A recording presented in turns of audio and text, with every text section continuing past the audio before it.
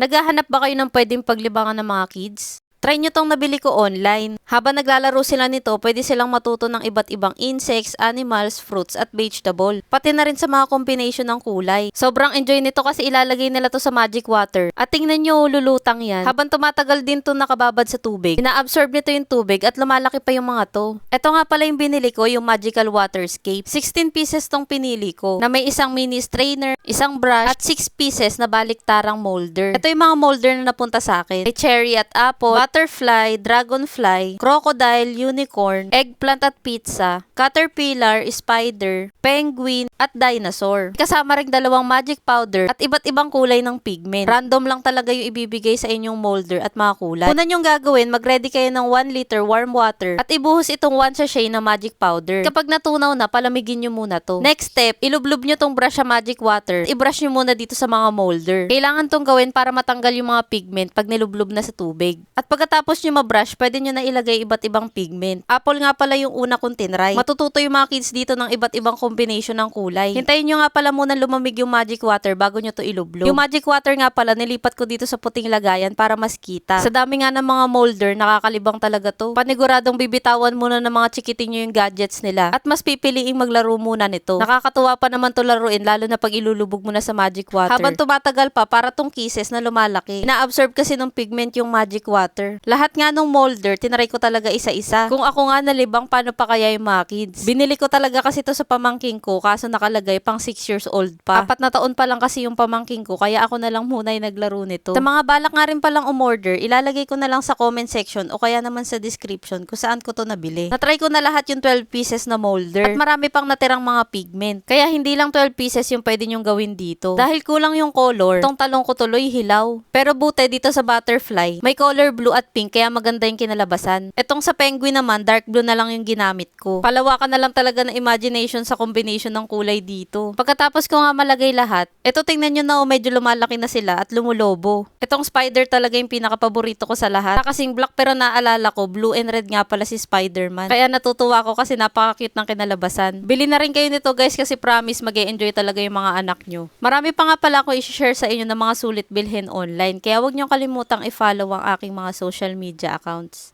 Yun lang, maraming salamat sa panonood. Bye!